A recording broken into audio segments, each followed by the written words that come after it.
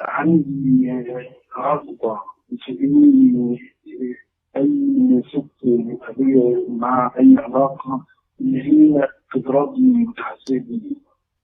هي ممكن حضرتك تكوني شايفاها غريبة، ما أنا قلت لحضرتك في البداية إن أنا كنت فاكر إن أنا فعلا مريض نفسي وإن أنا مش مظبوط. مم. إنما لما اكتشفت إن في فعلا رجالة كتير بالشكل ده فاكتشفت إن هي حالة عادية. لا، طب ما يمكن كلكم مرضى نفسيين، مش حالة عادية ولا حاجة. ايوه. الو. خلاص، كل ايوه. شيء. اهلا وسهلا، نورتني وشرفتني. الله يخليك. الحلقة مذاعة، أنا حضرتك موافق بالإذاعة؟ حبيت أشارك معك. اه نعم. طبعا، تحت امرك تحت امرك في اي وقت، اهلا وسهلا، نورتني. الحلقة مذاعة، موافق ماشي، بالإذاعة؟ موافق. طب تمام، تحت امرك، اتفضل. ماشي، بص حضرتك، أنا مشكلتي كنت فاكرها مشكلة خاصة. اكتشفت إن أنا الشخص ده لوحدي بالشكل ده، وإن أنا مريض نفسي مثلا. انما اكتشفت ان في رجاله كتير كده لما اتفتحت مواقع التواصل الاجتماعي. ايه هي بقى المشكلة اللي حضرتك اكتشفت ان في رجالة كتير زيك كده؟ أي.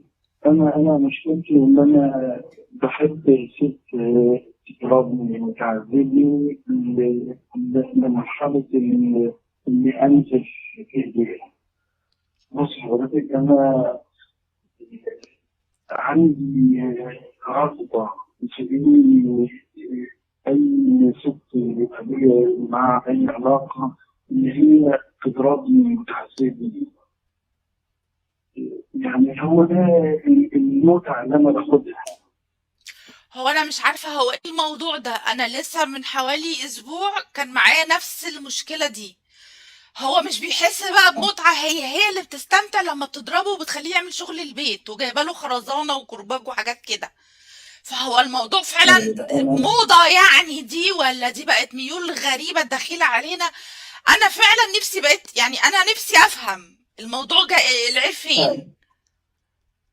أنا اتفرجت على الحلقة بصراحة، على الحلقة على النت عندك، بس الراجل ده ما عرفش يوصل لك الحالة صح.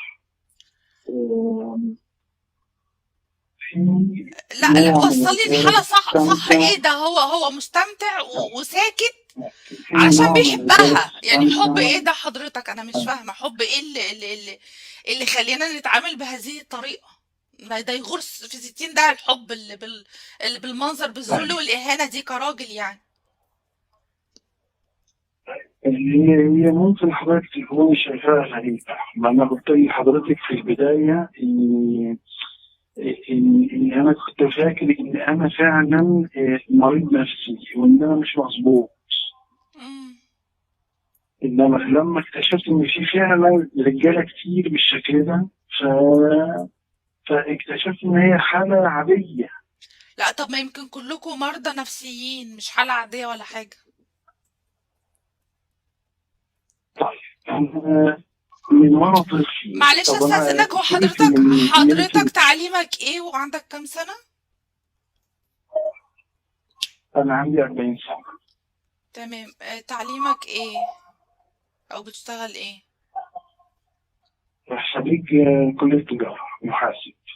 طيب تمام، يعني انت راجل ما شاء الله كبير مش صغير، يعني مش هنقول مثلا اتفرجت على حاجة عجبتك وحبيت تطبقها او ما شابه ذلك يعني. لا لا لا لا لا, لا, لا ما اتفرجتش على حاجة عجبتني. دي الحالة دي عندي من وأنا طفل. وأنا نفسي كنت بستغرب إيه اللي أنا بعمله ده. بتحب تتعذب يعني من هقول وانت لحضرتك، طفل؟ لا، من وأنا طفل. يعني مثلا ما كنتش أعمل الواجب في المدرسة عشان المدرسة تضربني بالإقلام، بل إن أنا كنت بستمتع وأنا ببص في عينيها وهي بتضربني. طب طب ده بالنسبة لانها واحدة ست، طب لو راجل بقى كنت إيه؟ بتستمتع بالضرب برضو؟ لو كان مدرس اللي بيضربك كنت بتستمتع بالضرب برضو؟ انا اللي بستمتع بس. انا معاك ان انت اللي بتستمتع بس. انت دلوقتي بتقول لما المدرسة كانت بتيجي تضربك كنت بتبقى مستمتع وبتبقى باصص لها. طب لو كان مدرس مش مدرسة كان بيبقى ايه الوضع؟ لا انا معلش الصوت مش واضح. طب تاني، بقول لحضرتك انت دلوقتي بتقول ان المدرسة لما كانت بتضربك كنت بتستمتع بالضرب ده وانت باصص لها وهي بتضربك، صح كده؟ لا تمام. طب لو كان انا اللي الوضع بستمتع مش هي. انت اللي هي بتستمتع. مدرسة بتعاقبني، بتعاقب اه. طفل. طب لو كان الوضع متغير، لو كان مدرس مش مدرسة اللي بيضربك، كان ايه الوضع بقى بالنسبة لك؟ كنت بتبقى مستمتع برضو؟ لا لا أنا مش هبقى مستمتع. اه، يعني كنت بتستمتع بضرب الستات بس من وانت طفل. طيب. امم. طب تمام. والحالة كبرت معايا. أنا اتجوزت وعشت مع مراتي فترة بالطريقة دي، وهي تقبلت الحكاية وكانت واخداها هزار. إنما بعد كده طب بقيت معلش، لما كانت بتعمل بقيت معاك ايه بالظبط؟ يعني كانت جايبه لك خرزانه زي الاخ اللي كان معانا من اسبوعين كده، ولا كانت بتعذبك ازاي بقى؟ لا بإيديها. بايديها؟ طب ايديها هتوجعها اصلا.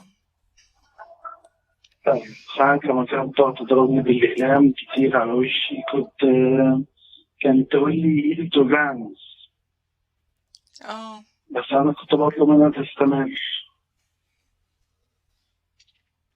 طب ده كده يعني بتعذبك عذاب رقيق، ما جابتلكش كرباج ولا خرزانة ولا ملة السرير ولا رفعت عليك سكينة ولا حاجة؟ عذاب بإيديها مهما كان، دي إيد واحدة ست فحنينة شوية. عجبت لك يا زمن. يعني لا إحنا كنا بنستعمل يعني حزام مثلا. اه. تمام. وبعدين وهي بس فضلتوا على الوضع ده كده عادي مفيش مشكلة؟ لا استعملنا فترة، وهي بعد كده زي ما تقول حد قال لها إن هو مش مظبوط وما تستمريش معاه وانفصل. بعد شهر؟ آه، بعد لا بعد فترة، بعد أكثر من سنة. بعد فترة، اه. هي اكيد راحت سألت بقى دكاترة او سألت حد فعرفت ان فهمت بقى، ما كانتش فاهمة وفهمت ان انت آه. كده شخص مش طبيعي. لما أنا هي دي النقطة بقى الوحيدة اللي مضايقاني، إن في ناس بتعتبر إن الحالة دي إنسان مريض نفسي. معلش استأذنك، طب لا هو ده مش مرض نفسي. حضرتك ما فكرتش فعلا تروح لدكتور نفسي بما ان انت يعني لا شاكك أروح انه؟ للدكتور أقول له إيه؟ تقول له انا بحب اتعذب؟ تقول له ايه؟ لا طبعا لا، ما أقدرش أعمل كده. ليه ما لأن تقدرش؟ حتى لو هو قال لي اه. لأن حتى لو هو قال لي إن ده غلط من مرض نفسي من جسمك، فأنا مش هتقبل كلامه، لأني أنا ما بحسش بسعادة غير بالأسلوب ده. اه، انت مش حتى لو هو اقنعك ان ده مرض نفسي ولازم يتعالج منه، لا انت مش عايز تتعالج لان انت مبسوط كده. يعني أنا نفسي مقتنع إن ده مش مرض نفسي. ليه؟ لأن في ناس كتير بالشكل ده.